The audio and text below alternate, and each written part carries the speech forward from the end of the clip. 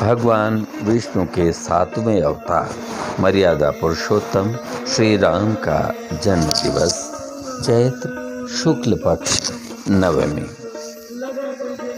समग्र ग्राम भक्ति के रंगों में रंगा हुआ है। अष्टमी से ही श्री रामायण का अखंड पाठ यहाँ अविरल चल रहा है। माँ पिंगला देवी परिसर भक्ति के रंगों में रंगा हुआ। सागर तुम कहने लगे मठवा कोई प्रभु सोई सियावर। श्री रामचरितमानस का कमल तुम्हारे शेर कर मुनि सब होय शुभारे। श्री रामानी कृपा कीजिए, श्री रामानी कृपा कीजिए।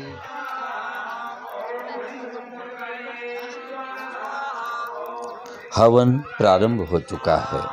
हर पुण्य अनुष्ठान के बाद हवन अवश्य होना चाहिए।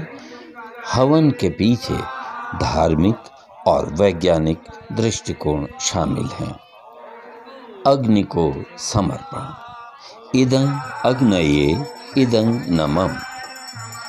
माना जाता है कि अग्नि की धर्मपत्नी है स्वाहा, और जब हम हवन सामग्री जिसमें अन्न, तिल, शक्कर, घी, जड़ी बूटियाँ इत्यादि शामिल हैं, जब हम उसे अर्पित करते हैं, आहुति देते हैं, तो स्वाहा उच्चार करते हैं। स्वाहा यानी अग्नि की धर्मपत्नी। स्वाहा के माध्यम से ये पदार्थ अग्नि को और अग्नि के माध्यम से सभी देवताओं को जाते हैं। ये भी माना जाता है कि सृष्टि की उत्पत्ति के समय जब अन्न का अभाव हो गया तो ब्रह्मा जी ने अग्नि व स्वाहा की उपासना करने को कहा। हवन यज्ञ किया गया। हवन के बाद तेज वर्षा हुई, यानी जल की प्राप्ति हुई। जल की प्राप्ति से भूमि ने अन्न दिया और अन्न से सब कुछ धन धान्य हो गया। तभी से यज्ञ करने की परंपरा है, हवन करने की परंपरा चली आ रही है। अग्नि के माध्यम से सभी देवी देवताओं को प्रसन्न किया जाता है।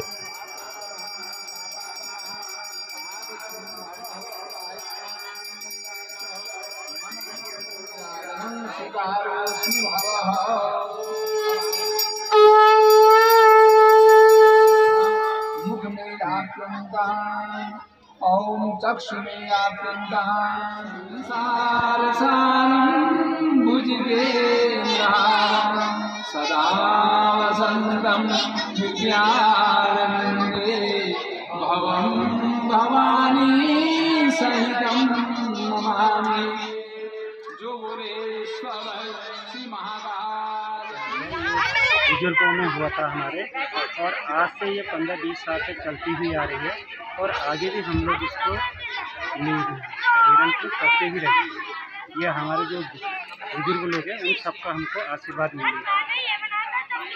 क्षेत्र के लोग जो एक पौराणिक व्यवस्थाएं हमारे बुजुर्गों ने, हमारे पितरों ने, हमारे ग्रंथों ने जो हमें बताई है, वो धीरे धीरे आज की पीढ़ी भूल रही है।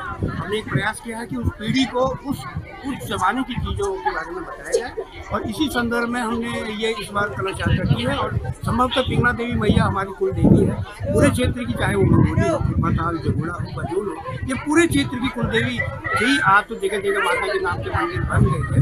हमने प्रयास किया कि पूरे क्षेत्र के लोगों को इस बार एकत्रित करके इस कलश यात्रा को करने का आयोजन बुजुर्गों से चला आ रहा है। इसी परंपरा को हम चला रहे हैं आगे को।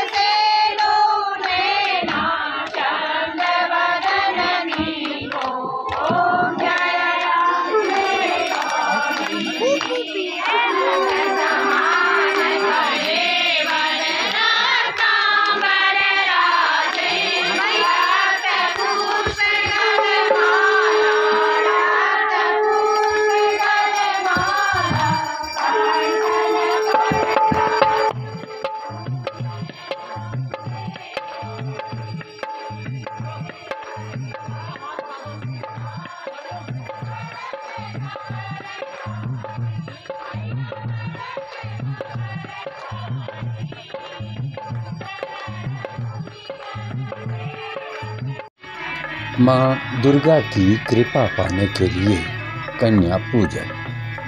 कन्या में माँ दुर्गा का वास होता है। जीवन में भय, विघ्न, शत्रुता का नाश करके सुख और समृद्धि प्राप्त करने के लिए किया जाता है कन्या पूजन।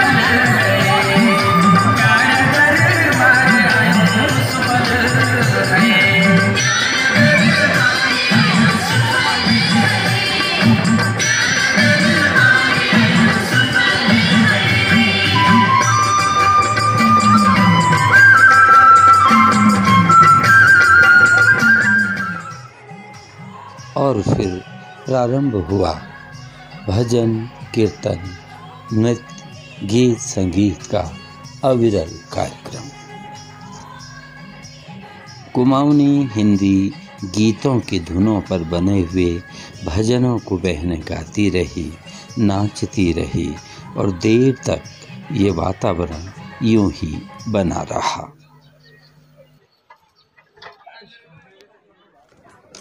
प्रारंभ हो चुका है भंडारा।